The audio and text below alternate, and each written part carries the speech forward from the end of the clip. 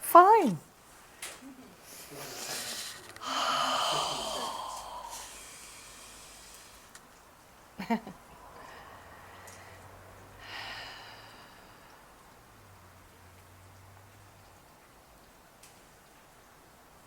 Well, I'm definitely fired up this evening, and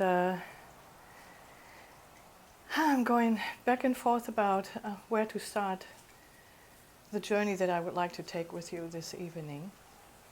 And I would like to invite you to go to that place where you don't have to know anything. This is in reference to Albert Einstein saying, if we try to solve the problems we have created with the same thinking that we created them, we're doomed, basically. In my words, but. And so I invite you to, for a moment, disengage or disconnect from what you identify as your thinking, logical mind. And what if you don't have to know anything, because everything that you need to know, you already have knowingness about.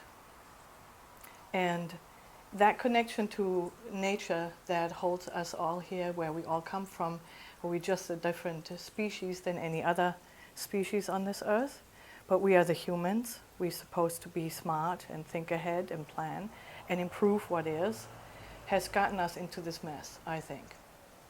And I do remember when I was 6 years old, the milk was still delivered in front to our door, and I grew up in this little German town that had the river run through and had still part of the old wall that was all around the well in town.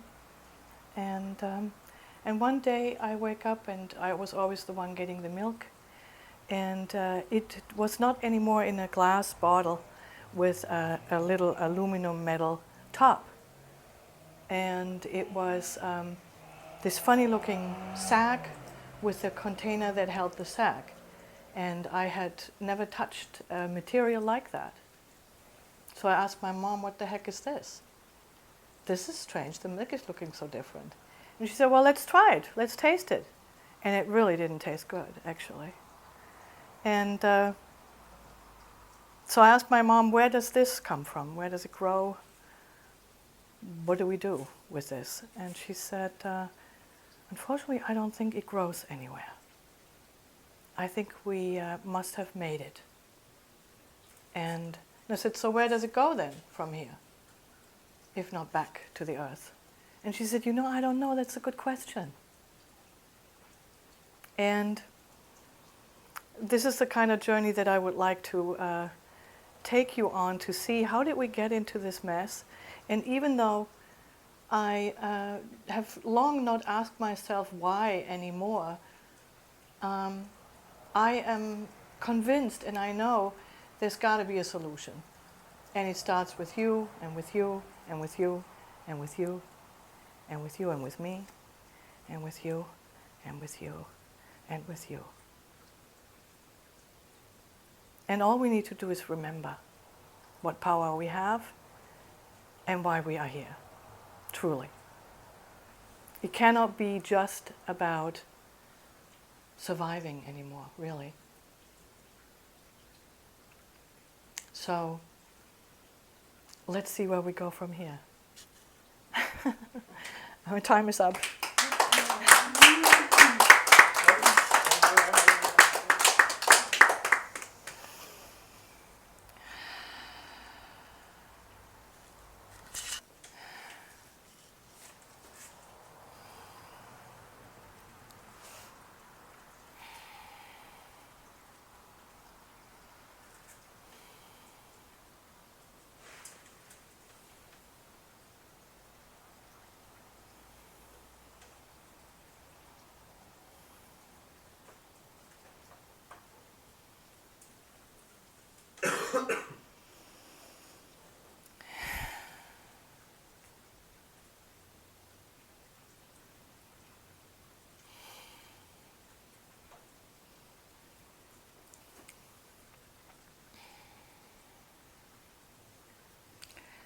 Well, I don't quite know anymore, or I'm at a point where I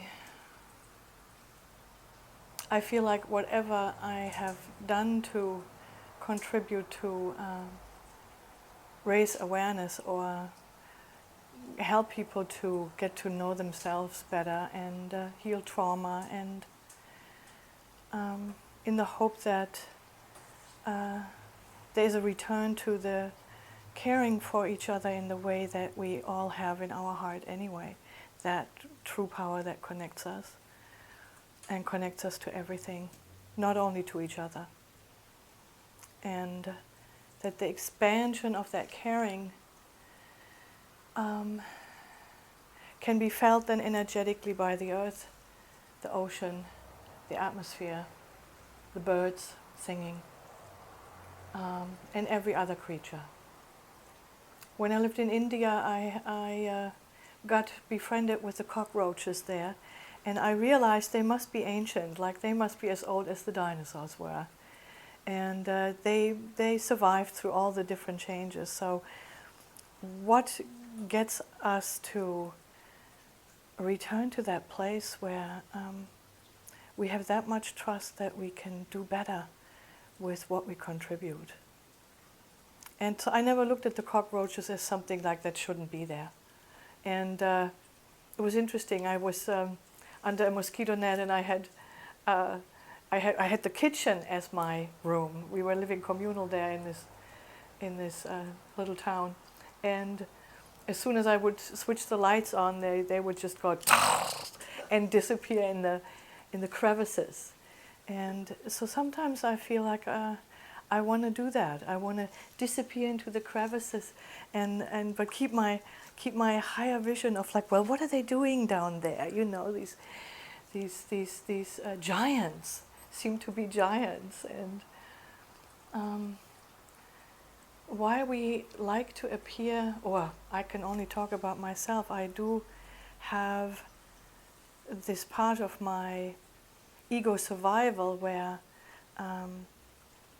there is a layer of comparison or competitiveness, or that always then creates separation, and I've never liked that part about being human.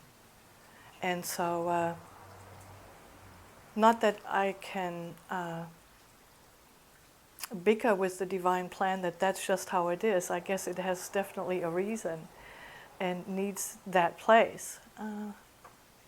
And it's part of the strength and part of the power also to be creative and to be the visionaire and to inspire others. And I like to consider just the contemplation or the thought, or to renegotiate with the belief that the ego is all bad, and that it has edges only. It can loosen the edges. It can be definitely helpful in directing us into the yes, we can, and do better, and do good for each other. And I inspire the younger generation. My daughter is 19, to have an interest in like, well, what's life about? What can I do? How can I contribute? And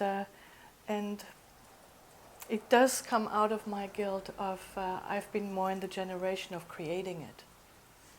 So I feel responsible to come up with solutions. And yet, I truly believe in magic. So I would like to bring that message across, that what if we all just go into our heart and feel the unconditional love we come from and that holds us, and love in that way everything we see and feel and connect with. And maybe that actually can be the power that can turn things around, where then we don't have to stay in the complaint of, or the discomfort of thinking and believing certain things have to be the way in their perfection that we think is perfect. But just accept that they are perfect the way they are, and the only thing that's perfect really is nature. It's really the fact that the river flows and it constantly changes. It's never once the same. And the fact that it starts with a tiny spring and it knows its way to form a riverbank and get through the depths of the canyons and only to go towards the ocean.